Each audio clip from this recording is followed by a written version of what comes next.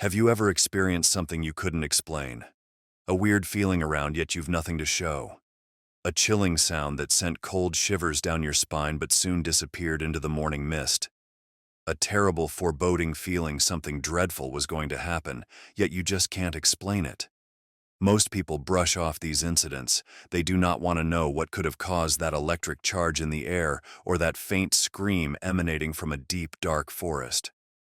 In 2024, we are all but desensitized to the creepy, the unknown, and the chilling. In the farthest corners of their mind, though, some have things that they have shut, matters they never want to think or worry about. These would include situations that they may have escaped narrowly or avoided, and they keep on repeating in their minds. And some never escape the said situations. Those very mysteries you are about to see are premised on those very things. There are unexplained sounds in the dead of night, strange disappearances, unsolved murders, weird encounters, hideous monsters, all here. And like so many others, the subjects in these stories want to go on with their lives and not think about the horror in what really happened, or what could feasibly still happen. Number 1. The Port Chatham Incidents. There is a ghost town located on the southern area of the Kenai Peninsula, Alaska. The place is very beautiful. A peninsula, mountain ranges on both sides, lots of wildlife ambling around, and some good fishing. However, as most have found, there is something just not right with Port Chatham itself. People started living in Port Chatham in 1787, and the town received its first post office in the 1920s. About the same time that the post office was put into use, there were persistent stories narrated that a strange and malevolent beast was stalking one of the mining camps in the distant vicinity. The people who caught a glimpse of what this animal did swore that it had stood and walked on 2 legs, so it is not a bear or wolf. Some argued besides that it is bipedal like a Yeti or Sasquatch. However, it wasn't the uprooted trees with their roots sticking upward that made people leave Port Chatham. It was the various mutilated bodies that started turning up in lagoons, rivers, and along trails while WIPU was in full swing. As if that wasn't creepy enough, people in Port Chatham began to go missing for no apparent reason. Shortly after the end of the war, the locals had had enough. They ran to find places that were less creepy, monster and dead body free. Many years after, hunters came back to the site to only 18-inch long, 46 centimeters footprints, similar to that of human beings. But the pattern of the footprint looked as though of a deer or a wolf. In 1973, 3 hunters reported being stalked by something on 2 legs while tripped out in a storm. In 1990, there was a 70-year-old Anchorage jail inmate from the Port Chatham area that Anchorage police were dealing with. The paramedic treating him tried to engage the old man in small talk by telling him how he had been hunting recently in the Port Chatham region. At this admission, the prisoner sat bolt upright and screamed, "Did you see it? Did it bother you?" No one has since been able to identify what the creature was to scare the bejesus out of so many townsfolk all those years ago. The incidents in Port Chatham remain an unsolved mystery. Number 2. The Route 29 Stalker. By the mid-1990s, serial killers and stalkers in the U.S. were a common story. Some just ensured that they came home before dark. Others went the extra mile to include security in their daily lives. Not all came back home, though, at least not since 1996. In Virginia, a bizarre twist of events between 2009 and 2014 saw the vanishing of 5 young women along Route 29. In the entire case study, 9 murders and disappearances were registered along the route where only 3 out of the 9 cases are solved to date. The killers of Morgan Dana Harrington, Alexis Murphy, and Hannah Graham were all captured and are in prison. In 1996, Alicia Showalter Reynolds left Baltimore to go see her mom in Charlottesville. She was supposed to meet her mom at a Charlottesville mall at 10:30, and her mom became so concerned when she didn't show. About 6 a.m. that evening, Alicia's car was located on a highway outside of Culpeper with a paper napkin under the windshield wiper. However, there was nothing mechanically wrong with the car. Several days after the disappearance, while police were investigating the disappearance, 3 people reported that they had seen Alicia talking with a man in a pickup truck. Then, 20 women emerged, sharing that each had a man in a pickup follow behind them with his headlight flashing and horn honking, indicating they should pull over. One woman had second thoughts once he whispered there was something wrong with her car and he could give her a ride home. As they traveled, the man repeatedly tried to get her out of the car, but she resisted. He eventually shoved her out of the car.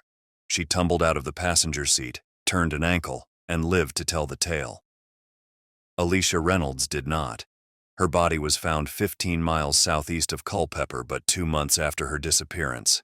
The other confirmed victims who are presumed to have fallen to the Route 29 stalker are Julianne Williams, Laura Winans, Ann Carolyn McDaniel, Samantha Clark, and Sage Smith.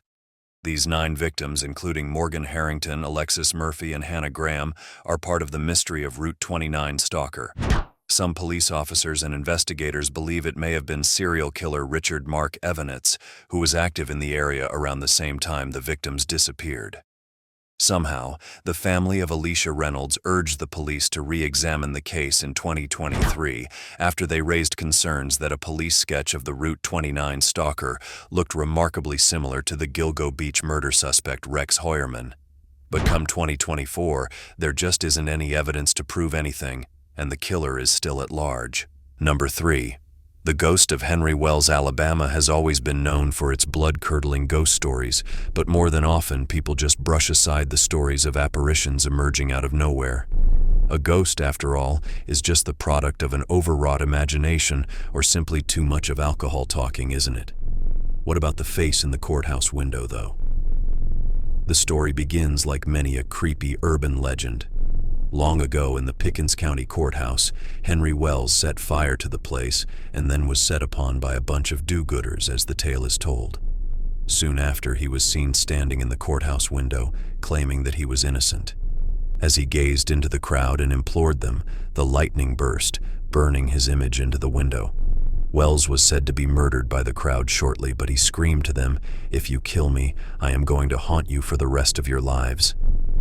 The day that followed the lynching, one of the members passed by the town's courthouse, only to have his attention drawn by the horrifying, graphically distorted face.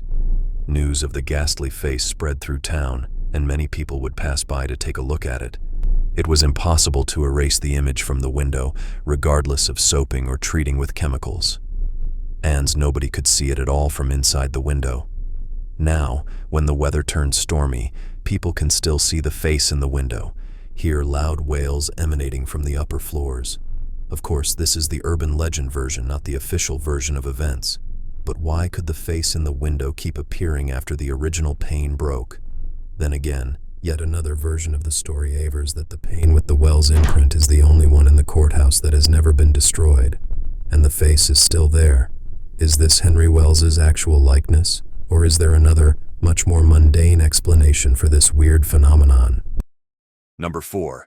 The fate of Tom Cuter. An African-American man, the forklift driver named Tom Cuter, was discovered dead in June 1994, laid out with his head under the forklift's wheels, his skull crushed. He had barely turned 29. The police quickly made up their minds about a theory, deciding that the way out for Tom was killing himself by loading the forklift with a ton of the planks, setting it in motion, and then throwing himself under its wheels. They believed he did so because 4 days prior, he worked with a friend and co-employee also working at the same factory. Returning from her night owlish shift working at Black Hills Molding in South Dakota, her tire blew outside the city. She amazingly remembered to contact her best pal Vicky and asked her to come and get her. However, in the course of the discussion, Tina told Vicky that Tom had offered to take her home, then thanked her and wished her good night. From that night, neither Vicky nor Tina's boyfriend Patrick could trace Tina again. Both Tom and Patrick appeared at Vicky's place the following day. Vicky therefore confronted Tom on what happened because she expected that Tom had to take Tina home. Tom denied such an act, and finally, Patrick inquired him if he had an affair with Tina before her disappearance. Tom denied having an affair with Tina also. Both men went to report the disappearance of Tina, only for police to discover that the missing woman's car tire was slashed with a knife. Tom Cuter was interrogated and asked if he gave Tina a ride home, which he still denied had to have seen her. He informed the police that it was his breakdown, and he spent as long as 4 hours on it. But what he didn't tell the police was that he washed the clothes when he arrived while it was 3:30 in the morning, 6 hours before he contacted the police. Then, the day before Tom was found dead, the police informed him. They had found blood in his car and were testing it. It didn't matter the next morning, though, as Tom was dead, and singularly apparently to the police department's mind about his killing Tina and then committing suicide. And by then, Tom's family thinks someone killed him as well. His wife wouldn't have it that he would leave her and those kids behind. And so it went. Tina Marcotta, 16 months after she disappeared, found buried under a woodpile at the site where her and Tom's employment was. Did Tom commit suicide? Was he murdered by Patrick or Vicky? We will probably never know the answer. Number 5. The Lakes of the Clouds. Hut. It is known as the Lake of the Clouds Hut Trail, although upon starting to hike, there is a part of New Hampshire that will need to be crossed to do so. It simply does follow the Ammonoosuc Ravine Trail, and it then becomes a difficult hike, but through which it offers great views from its peak. This is operated by the Appalachian Mountain Club that has a hut which hikers can stay in to explore this area, but some of them may not want to. In 1901, a different hut sat on the same spot that the AMC is on today.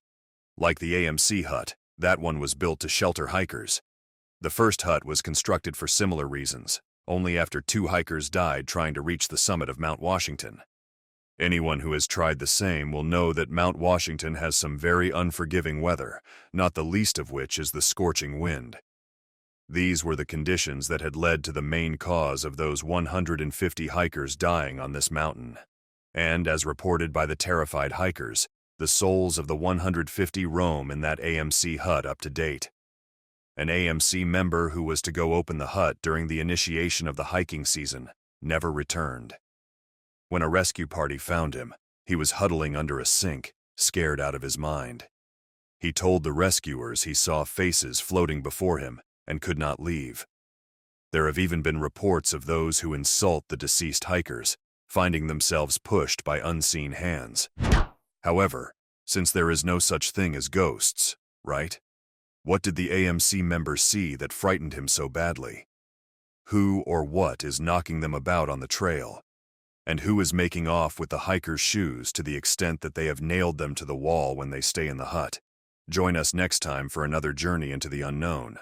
Until then, remember, truth is stranger than fiction. Stay curious, stay amazed, and stay tuned for Unsolved American Mysteries Part 2 on UsPeaks.